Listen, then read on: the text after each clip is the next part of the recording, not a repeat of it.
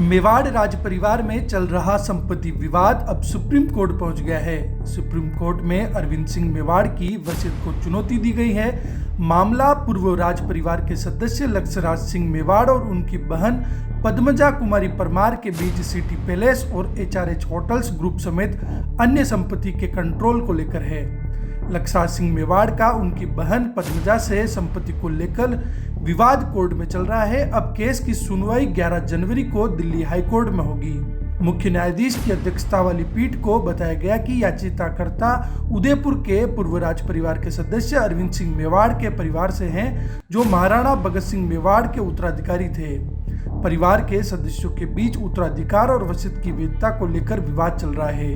अरविंद सिंह मेवाड़ के बेटे लक्ष्यराज सिंह मेवाड़ की ओर से मुंबई हाईकोर्ट में लंबित मामलों को राजस्थान हाईकोर्ट में ट्रांसफर करने की मांग की गई है।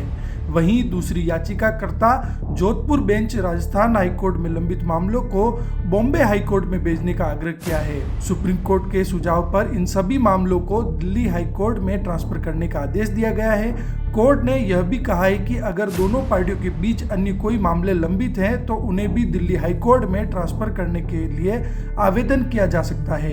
सुप्रीम कोर्ट ने मुंबई हाईकोर्ट और राजस्थान हाईकोर्ट को निर्देश दिया है कि वह सभी संबंधित केस डॉक्यूमेंट दिल्ली हाईकोर्ट को भेजे।